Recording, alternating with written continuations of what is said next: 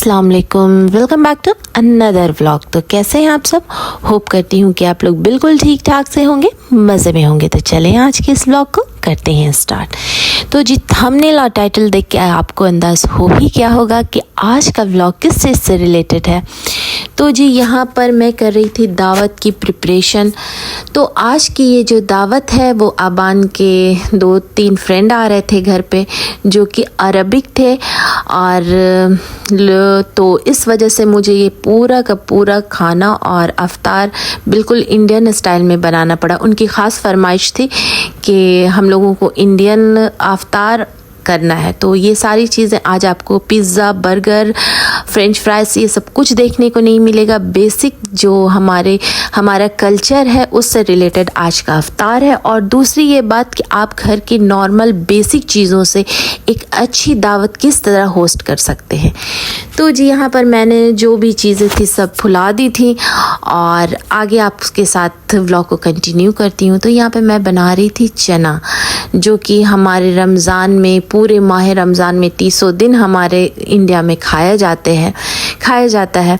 तो वो बेसिक मसालों के साथ यहाँ मैंने चने को चढ़ा दिया था, जिसमें चला जाता है नमक, हल्दी, लाल मिर्च पाउडर और उसके साथ ज़ीरा पाउडर, धनिया पाउडर, गोल मिर्च पाउडर।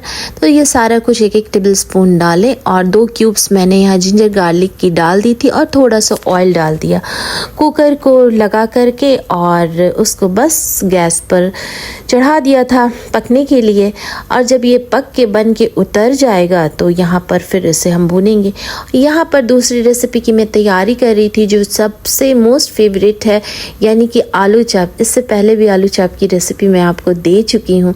तो ये जो दावतें होस्ट होती हैं, तो जो बेसिक चीज़ें होती हैं, तो उसे मैं कोशिश करती हूँ कि सुबह में कर लिया जाए, जिसमें चना वगैरह है, चना बनाना है, चटनी बनानी है, तो ये सारा काम हो जाता है जल्द से जल्द। तो यहाँ पर ये देखिए चना बन के तैयार हो चुका है और शाम का टाइम ये क्लिप मैंने बनाई थी, तो यहाँ पे मैंने उसे ऐड कर दी है। तो खैर बैक टू व्लॉग आ जाते हैं। तो यहाँ दोपहर का टाइम होने वाला था। तो यहाँ सेकंड रेसिपी है जी दही बड़े की रेसिपी, जो ख़ास फरमाइश पे बन रही थी।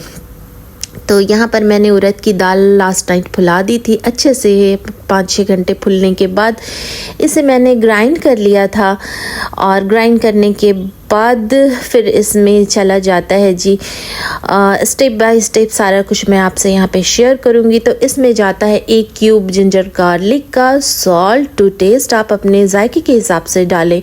उसमें चला जाता है जी cumin seed, whole cumin seed 1 tablespoon डाल दें और अच्छे से इसे मिक्स करें, खूब फेंटें इसे। जितना अच्छा ये फिटेगा उतना अच्छा ये स्पंजी बनेगा। और यहाँ पे फिर इसकी लिक्विड की तैयारी कर लेते हैं। जो यहाँ पे दही चली जाएगी, मैं बना रही थी 1 पाव के करीब, तो उसमें चला जाता दही 1/2 kg। तो यहाँ पर चाट मसाला, उसके बाद उसमें नमक, सॉल्ट और चाट मसाला और पेपर पाउडर, ये सारा कुछ डाल करके अच्छे से मिक्सर में से चला लें। दही बड़ों को यहाँ पर फ्राई करती जाएं, पानी में डिप करें और फिर उसे सर्विंग बॉल में डाल दें। और इस तरह से फिर मैंने वो जो लिक्विड तैयार किया था उसे डाल दिया। डालने के बाद यहाँ पर chaat masala, black pepper powder और उसके साथ साथ ग्रीन चटनी, सॉस, इमली की चटनी, जो भी चीज़ आपके पास है वो सारा कुछ यहाँ पर आप डालती जाएं। अच्छे से डालें और सर्व करें, और क्लीन रैप लगा करके बिल्कुल अफ्तार से 4-5 घंटे पहले इसे भी रख दे फ्रीज़ में। ये जितना डिप होगा उतना अच्छा और मज़ेदार और स्पंजी बन के तैयार होगा। तो इस रमज़ान ज़रूर ट्राई करें मेरी ये रेसिपी, इंशाल्लाह ज़रूर आपकी भी बहुत अच्छी बनेगी। हम लोगों की भी बहुत अच्छी बनी थी और बच्चों ने बहुत इंजॉय किया। तो जी इस तरह सारा काम होते होते चले आते हैं अगली चीज़ पर। ये जो चटनियाँ होती हैं उसके बगैर तो अफ्तार बिल्कुल भी मज़ा नहीं रहता। तो यहाँ पर मैं बना रही थी ग्रीन चटनी, और ग्रीन चटनी में मिर्च जब तक चटपटी हरी मिर्च ना हो, टमाटर ना हो, तो उसका मज़ा ही कुछ और नहीं होता है। तो खैर यहाँ पे सारा चीज़ डालने के बाद मैंने यहाँ पर सॉल्ट डाला और इसे भी पीस करके फ्रीज में डाल दिया था।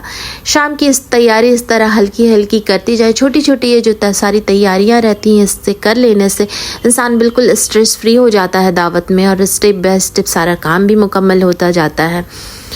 तो ये सारा कुछ यहाँ पर मैं आपके साथ शेयर कर रही हूँ।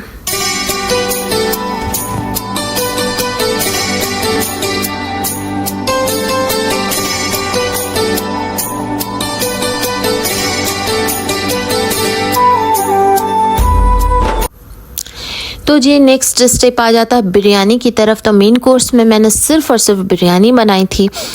तो ये जी आपको बॉम्बे बिरयानी है, और बस ये थोड़ा सा क्लिप मेरे पास बची थी बिरयानी की डेगची की, तो वो मैंने यहाँ पे ऐड कर दी। तो चले ब्लॉग आगे कंटिन्यू करते हैं।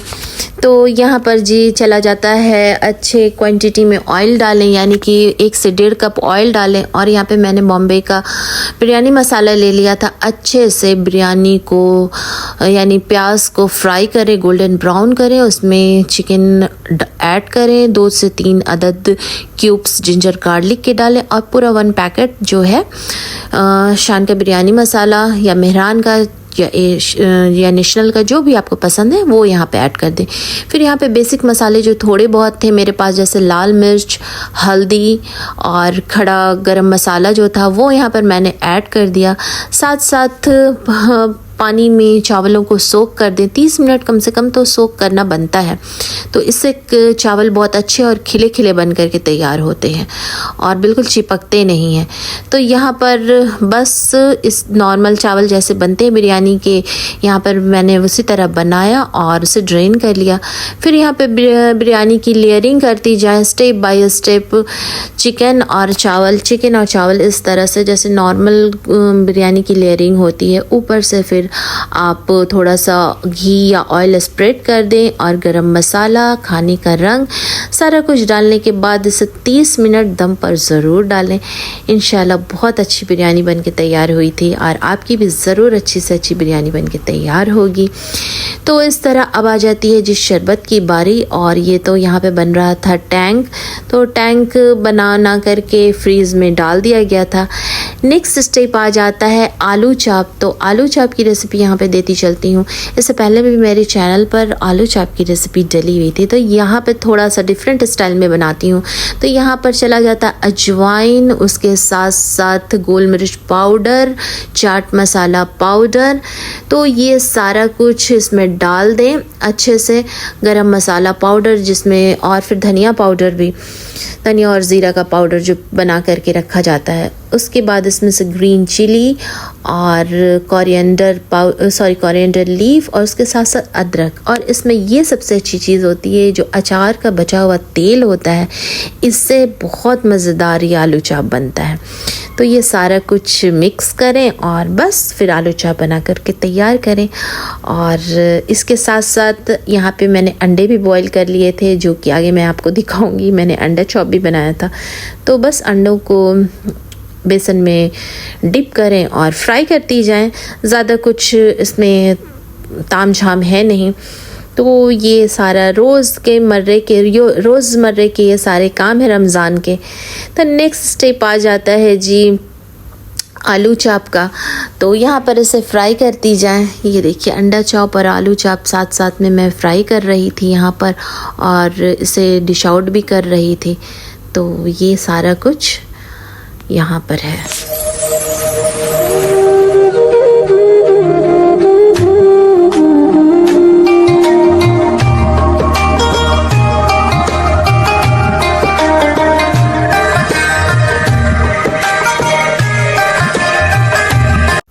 तो जी यहाँ पे सबसे लास्ट में आ जाता है फ्रूट सलाद।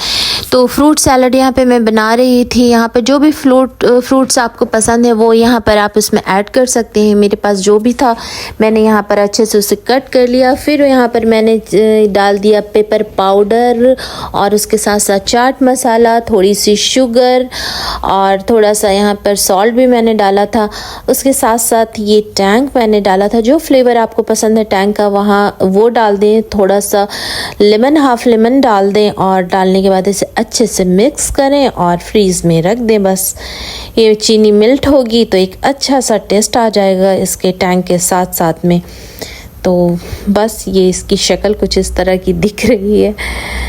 और यहाँ ईवान मियाँ की बदमाशियाँ चालू थी पूरे इसमें। तो सबसे लास्ट में आ जाता है जब बिल्कुल अफ्तार में कुछ देर बची रहती है, करीब आधा घंटा, तो यहाँ पे मैं भजिया तल रही थी, यानी कि इसे प्याज़े भी बोलते हैं।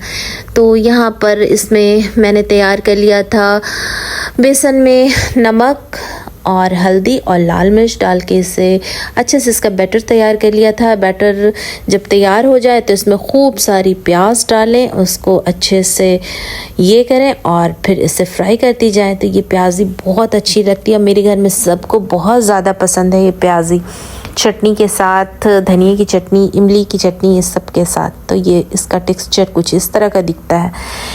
तो यहाँ पर बस सारा सामान वहाँ पर यहाँ पे मैं डिश आउट कर रही थी। अबान वहाँ डाइनिंग टेबल सेट कर रहा था, बच्चे आने वाले थे। तो अबान ने लास्ट की क्लिप कुछ इस तरह से बनाई कि आधा अधूरा सामान लगा हुआ था, तो यहाँ पर बस थोड़ी बहुत बनाई जल्दी जल्दी में। हर कोई कैमरा ये शाई होता है, हर कोई क्या ज़्यादातर।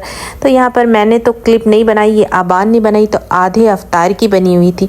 तो इस तरह आज का आपको ये मेरा व्लॉग पसंद आया होगा तो ज़रूर से लाइक करें, शेयर करें, मेरे चैनल को ज़रूर सब्सक्राइब करें। इंशाल्लाह नेक्स्ट व्लॉग में आपसे मुलाकात होती है, तब तक दे मुझे इजाज़त। अल्लाह हाफिज़, take care and bye bye.